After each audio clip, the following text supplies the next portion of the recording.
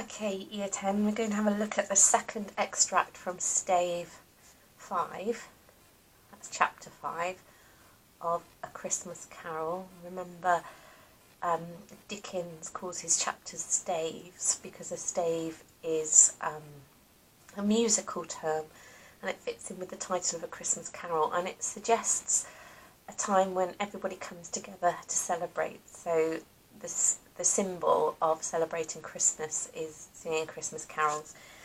So if I refer to stave, then that just means chapter. So we're going to read the second part. Again, it's only 2 sides, and it might not be very long, but there's quite a lot to say about it. So in the last section, we were talking about how Scrooge woke up at home and found that he had a chance to redeem himself, to save his soul, and to live his life as a better man, thanks to the 3 spirits and the lessons that they taught him through showing him his past, the present, and his possible future. And we're looking at those themes of happiness and change and redemption, saving his soul. Okay. So Scrooge was all of a muddle in the last section. He'd woken up completely disorientated and discombobulated, all out of sorts, couldn't even dress himself properly. And that shows a real lack of control, and that's what we start off with here. He says, I don't know what month it is. Sorry, what day of the month it is.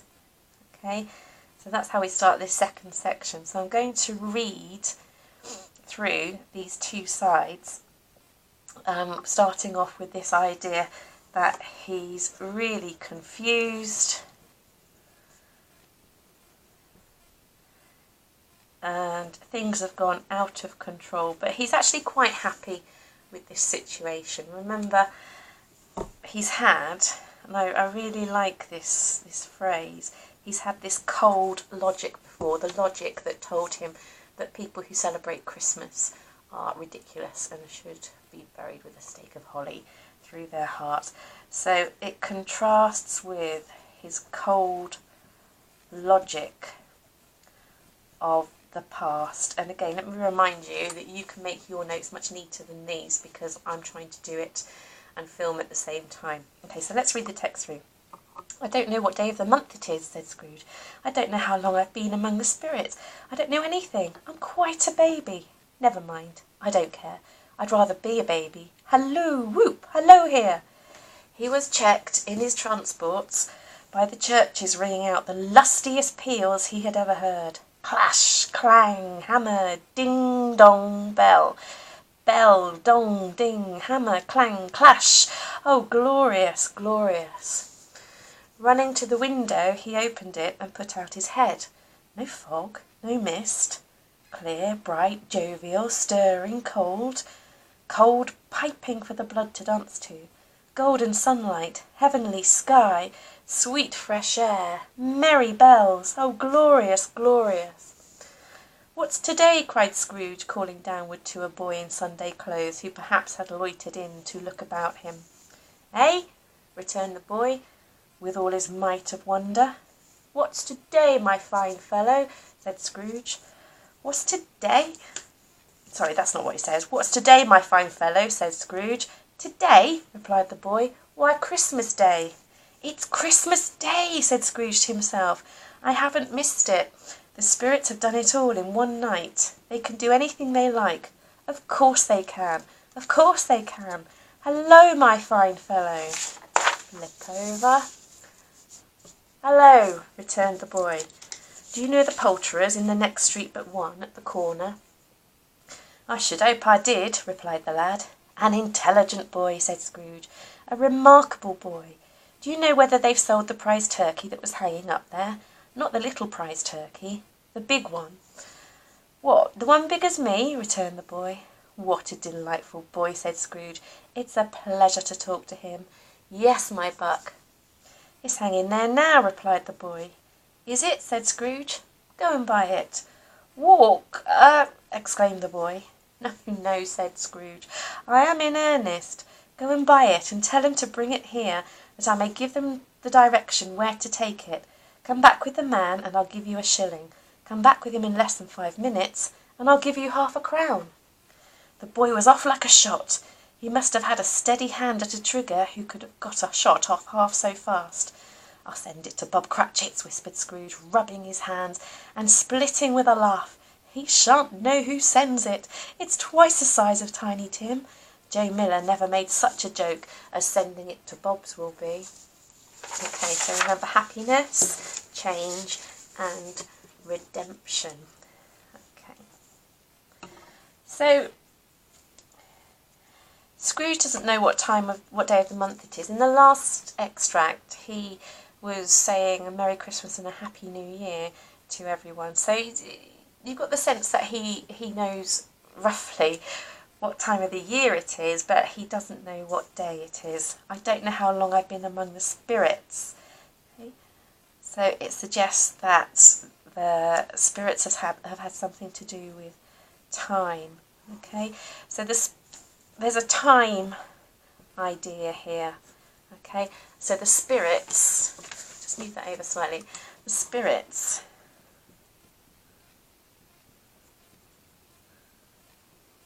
have, I don't want to say played with time, the spirits have altered time for Scrooge. He's gone into the future. So we've got something here called analepsis, and that's to do with Dickens writing about events in a different order of time from which they've happened, and that word analepsis and prolepsis, they are on your knowledge organiser. Okay. So this confusion that he's had, it's like waking from a dream. Now we've done quite a lot of work on the supernatural, particularly with Macbeth, okay? But the fact that the ghosts, the spirits, can mess with time is because of their supernatural influence. So you could link that idea with that idea. Okay. And then Scrooge says, I don't know anything, I'm quite a baby. So he uses this metaphor here. Get my pen right. To emphasise his lack of control and really his vulnerability. He doesn't have this sort of hard outer shell anymore. He's much more like a child. And this idea of a baby and other ideas about childishness are linked to this Christian message that I talked about with the last extract. So they're linked to the Christian message because in the Bible you're urged to think like a child, to become like a child, to cast off cynicism. That sort of means doubt in the goodness of human nature. So you become sort of more faithful in human beings. You don't look for faults anymore. Okay. Now I've got to change my colour pen because it gets a little bit more confusing. Scrooge doesn't mind being like a baby. Okay. So he accepts being like a child,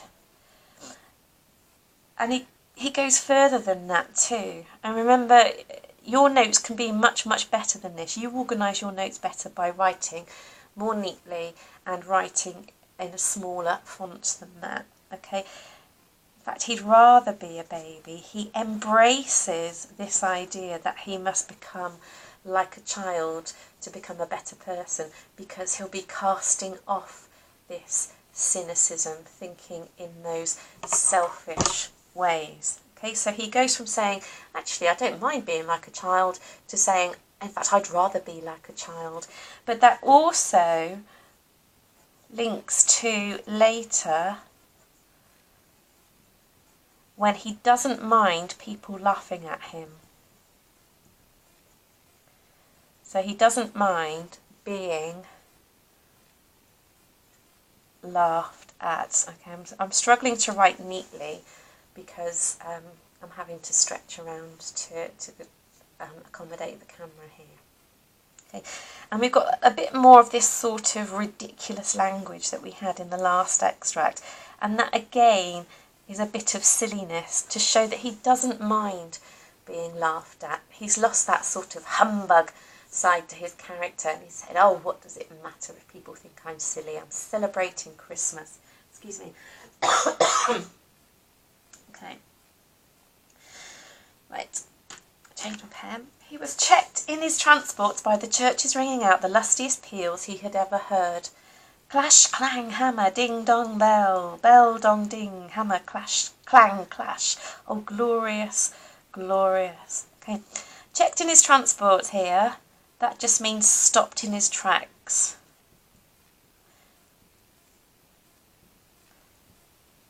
Okay. He suddenly stopped for all his dashing about and excitement and silliness by the church bells ringing. And the church bells will be ringing to celebrate Christmas. So even if he hasn't quite got the hang of it yet, quite got the message, there's a very strong hint that it's Christmas Day. Okay. And peals here just means ringing. So the only reason I'm writing those down is in case you need to remember those. You wouldn't have to interpret them in an exam, but write them down if you think you'll forget what they mean. Okay, but what does matter is this word lustiest. Okay, I mean, lusty means sort of full of vigour, which is sort of being energetic, and it hints at youth and energy, and it gives a real sense of celebration. But in a style that's typical of Dickens, he uses lustiest, not quite lusty peals. Okay, he's using a superlative again, and remember those are words, adjectives that end in est, meaning you can't get any more of something than that. So you can't get any more lusty than these bells. Tallest, shortest, longest are all superlatives. You can't get any taller than the tallest person, or shorter than the shortest person. So it means an extreme, and it's a part of Dickens, so D's exaggeration, and he uses this a lot. Okay, and I talked in the last video about hyperbole. Okay, so Dickens' exaggeration to emphasise the vigour, to give us a real sense of celebration. Okay, so you make your notes more tidy than that. And it says the lustiest peals he had ever heard. Okay, so that's all part of the exaggeration as well. So have a look at these words here, which you already know are onomatopoeic. Okay, so clash, clang, hammer, ding, dong. They're onomatopoeic. So onomatopoeia.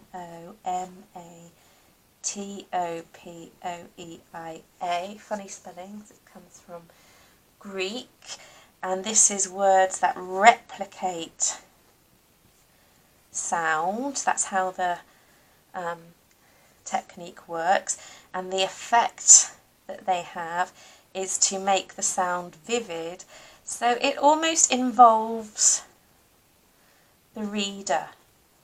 It's almost as though we can hear or get as close as we can to hearing the bells, because these words are making the sound of the bells as we read them.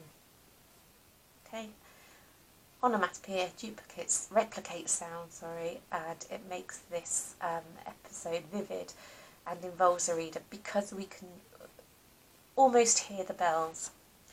And then, change my pen colour again. So we go clash, clang, hammer, ding, dong, bell. Bell, dong, ding. excuse me, hammer, clang, clash. And here,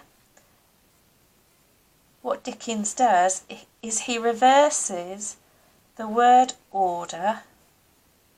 Okay, so clash, clang, hammer, ding, dong, bell. Backwards is bell, dong, ding, hammer, clang, clash. So he reverses the word order, and what this shows is a reversal of Scrooge's fate. So he's now managed to reverse this idea that he's going to die a sad and lonely man and probably spend eternity in hell. And that links to the end of the last chapter, where it actually has those words, reverse fate. Let's call it a stave, because that's what Dickens called it. So it links to the end of the last stave. So what he hoped for in the last stave was that he could reverse his fate, and the bells suggest that he's got a very good chance of doing that. Okay. Let's go on to the next bit. I've just realised I've left something out of this paragraph here. If I forget to say it in this video, I'll try and remember to tell you in class. Okay. Running to the window, he opened it and put out his head. No fog, no mist, clear, bright, jovial, stirring cold, cold piping for the blood to dance to, golden sunlight, heavenly sky, sweet fresh air, merry bells. Oh, glorious, glorious. And I suppose the first thing we notice is the repetition of glorious and glorious. Even though the sentence structure is slightly different from up here, there's repetition.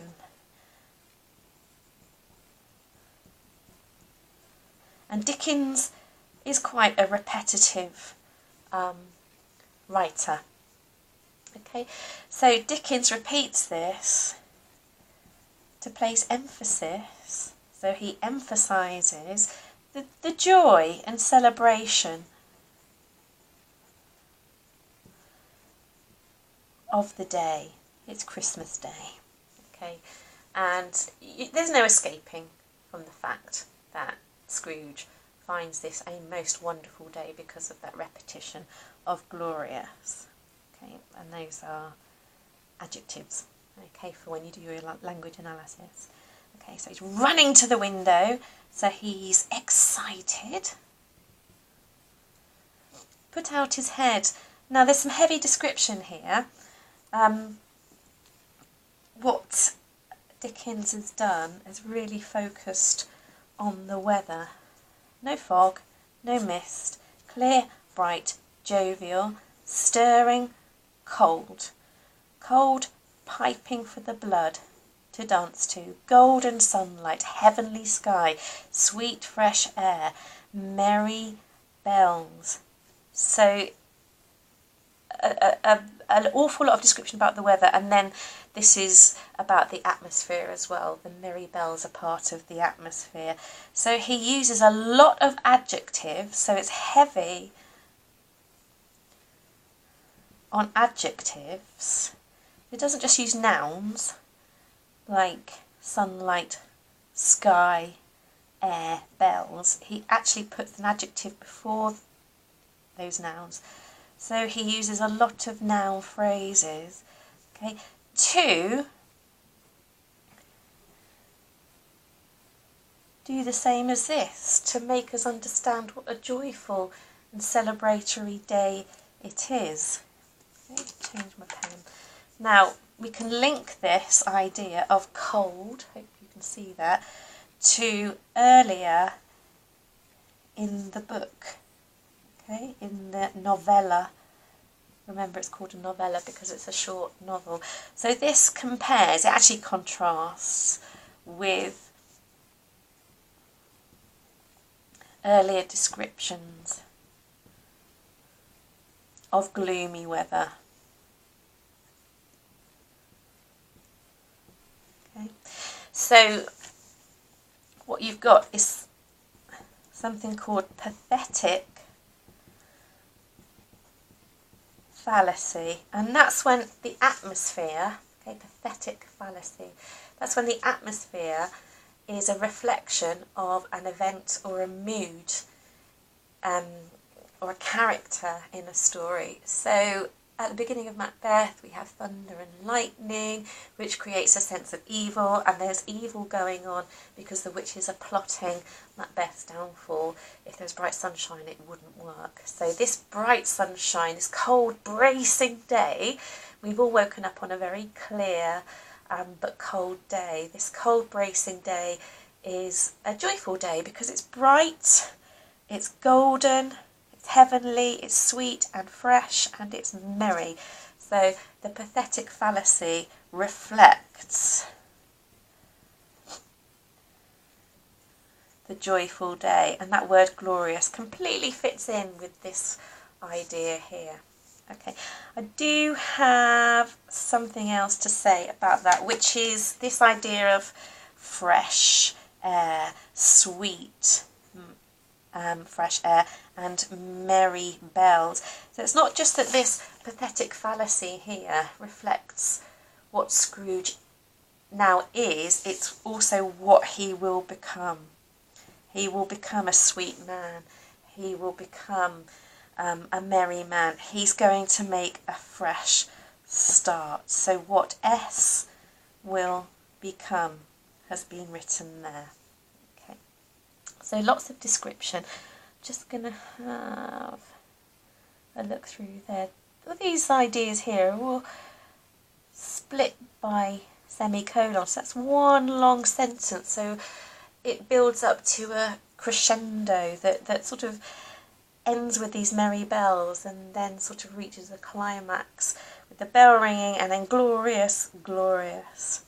It's also worth pointing out this word jovial. Okay, I've run out of space here, but jovial means jolly, so that is also the man that Scrooge has become. He's become a very jolly man, and this is personification of the weather, because weather can't be jolly, it can make you feel jolly, but there's a bit of personification in there as well. Okay, you might have to pause and write that down. The only reason I'm not writing it down is because I've run out of space. Okay, so let's move on for now. What's today? Cried Scrooge, calling downward to a boy in Sunday clothes who perhaps had loitered in to look about him. Okay. So he's calling downward to a boy, and I think that's significant because what it makes me think of first is the carol singer. And I'm thinking that anything that happens now between the boy and Scrooge, any words that are exchanged, or any events that take place involving them both, okay, show that Scrooge is trying to make up for how he treated the carol singer. So that's what I'm going to look out for. Do you remember right at the beginning, towards the beginning of the novel, the carol singer fled in terror because he was singing outside Scrooge's office, and Scrooge seized a ruler and chased the boy with him, and he fled in terror.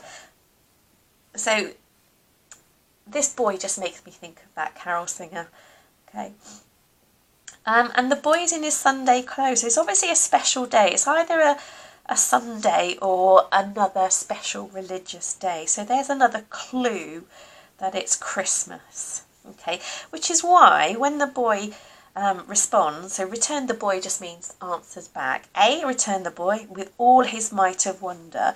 So all his might of wonder means he's confused. He's thinking, well, why isn't Scrooge celebrating Christmas? Okay, surely everybody knows it's Christmas Day. And then that just reminds us of everything that Scrooge has been through with the spirits. Okay. What's today, my fine fellow, says Scrooge. He's calling him a fine fellow, okay? So he's complimenting him, which makes up for how he treated the carol singer. So I'm going to link it to that, okay? So he treated the carol singer badly. He now has to make up for that. And I know this isn't the same boy, but he compliments this boy and it somehow makes up for that. But it also reminds us of ignorance and want, because they were children too. It reminds us of other children like Tiny Tim, and that Scrooge is trying his hardest to pay back for the terrible things that his neglect, his ignorance of mankind might have done to these children. Okay. So then, today, replied the boy, why, Christmas Day. So he's telling him it's Christmas Day. It's Christmas Day, said Scrooge himself. I haven't missed it. The spirits have done it all in one night. Okay. So this links to this idea up here of time, how they've messed around with time. So, spirits, they have altered time. They've taken him to the past and they've taken him to the future between them. Okay. And then he says they can do anything they like. He's talking about the spirits. Of course they can. Of course they can. So he is absolutely convinced about... My writing's bad because I'm looking on the screen whilst I'm writing. Convinced about the power of the spirits, and this provides a huge contrast with how he doubted their value at the beginning. He's now convinced that they can do anything they like, and what he's realised is that if they can make him change, they can do anything they want. Just going to move the camera slightly, it's a bit close to my lamp. It's all on my table. Okay. And he calls him fine fellow again, so he is still complimenting the boy. Okay, flip over. And then, hello, returned the boy. And then Dickens says, do you know the poulterers in the next street but one at the corner? And this is just, it's like a butcher's, I'm sure you know this already, where they sell fowl for roasting. Okay, so that's your chicken, your turkey, geese, etc. Your sort of Sunday roast birds. Okay, if you notice as well, Scrooge inquired, and there have been some verbs to show that his manner has improved. Okay, because that's very different from chasing the boy away with a ruler. So he says, do you know the poulterers in the next street but one, at the corner? I should hope I did, replied the lad. An intelligent boy, said Scrooge, a remarkable boy. Do you know whether they've sold the prize turkey that was hanging up there? Not the little prize turkey, the big one.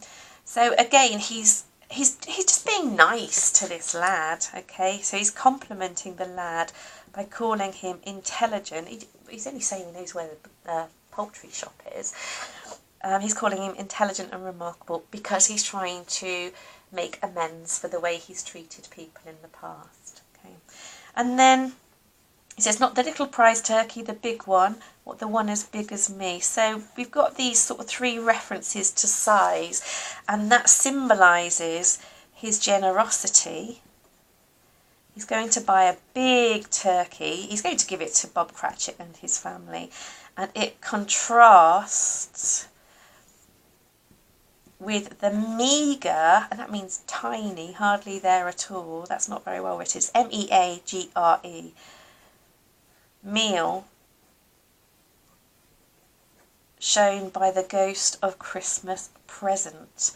They had a tiny meal. It was barely enough for them to share between them. So the emphasis on the size of the turkey, it's got to be big. It symbolises his generosity because he's going to give the turkey to the Cratchits. It contrasts with the meagre meal shown by the ghost of Christmas present. And then if we want some decent marks, we have to join up our thinking, and that we link with the end